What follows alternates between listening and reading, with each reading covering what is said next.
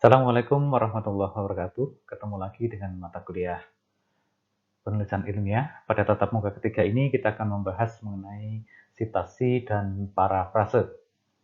Setiap orang yang akan menulis karya ilmiah, baik itu proposal, artikel ilmiah maupun buku, pasti akan melakukan pengutipan atau sitasi untuk membangun gagasan yang akan ditulisnya. Nah, apa itu sitasi atau pengutipan? Yaitu penggunaan fakta, data, dan informasi yang relevan dari suatu pustaka untuk disusun menjadi gagasan seorang penulis dalam rangka menulis tulisan yang baru. Ada dua jenis pengutipan, yaitu direct citation dan indirect citation, atau kutipan langsung dan tidak langsung. Kutipan langsung terjadi jika kalimat yang dikutip itu sama persis dengan aslinya, ditandai dengan tanda petik. Sedangkan kutipan tidak langsung jika data, fakta, dan informasi dari suatu pustaka diringkas oleh seorang penulis, kemudian diramu dengan kalimatnya sendiri, disusun menjadi kalimat yang baru, yang berbeda dengan bunyi teks aslinya. Data dan fakta yang diambil, walaupun sangat ringkas, harus tetap sahih atau valid. Biasanya diberi tanda kutipan di belakang tulisan dengan angka atau nama dan tahun dari pengarangnya. Kemudian menulis kutipan itu ada etikanya. Yang pertama, referensi yang digunakan harus relevan. Relevan itu sesuai dengan topik yang dibahas. Yang kedua, harus membaca dulu dan memahami apa yang akan dikutip. Yang ketiga, kutipan harus sesuai dengan konten. Kemudian mengutip secara transparan, mengutip diri sendiri juga diperbolehkan.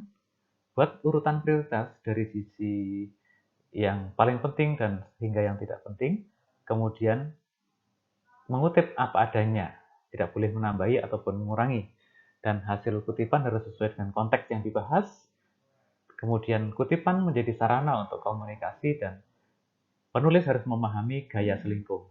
Uraian ini silakan dibaca lebih lanjut di materi pada topik 3. Kemudian kiat mengutip. Bagaimana seorang penulis itu harus mulai mengutip?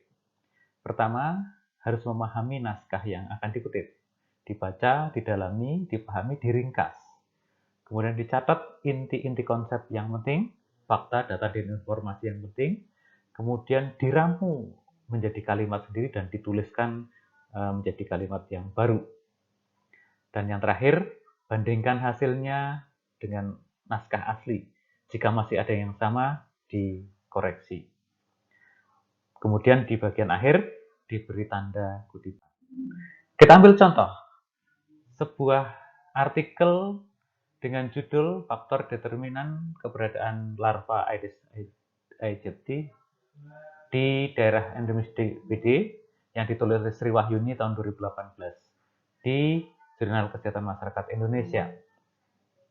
Ini naskahnya. Ya.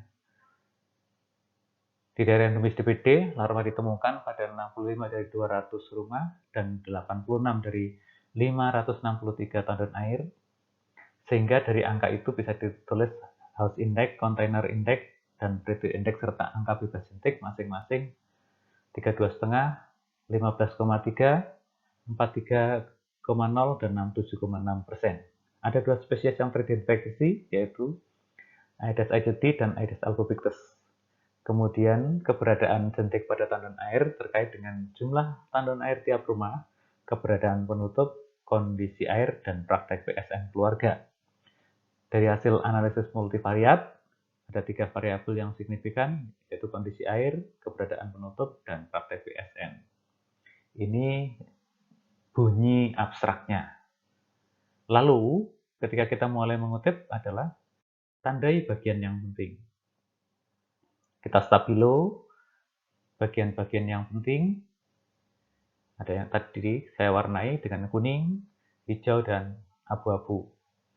Yang kuning ini adalah kaitannya dengan HICI dan PI, yaitu indikator kepadatan vektor dengue, di mana standar WHO HI-nya kurang dari 5% dan PI-nya dan APC lebih dari 95%.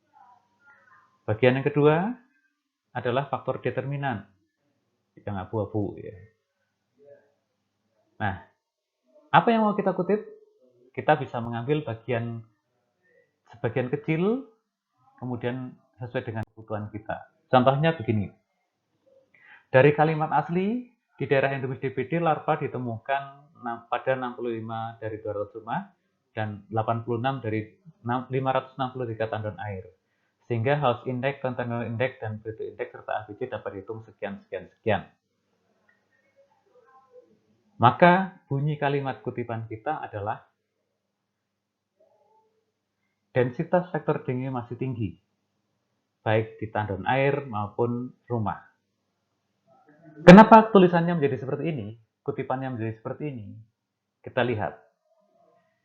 Angka-angka ini adalah ukuran vektor dengue, di mana standarnya adalah HI kurang dari sama dengan 5% dan ABC lebih besar sama dengan 95%. Lalu dari kondisi ini, kita simpulkan bahwa densitas vektor dengue masih tinggi karena masih di atas 5%, baik pada tandon air maupun yang ada di rumah. Itu contohnya. Jadi mengutip itu seni, bagaimana mengemas informasi yang datanya valid tetapi beda dengan bunyinya. Kalimat kedua, 2 spesies ditemukan dan seterusnya. Kita buat kalimat hasil kutipan seperti ini. Kondisi air penutup tandon serta praktek PSN menentukan keberadaan jentik nyamuk, baik Aedes aegypti maupun Albopictus.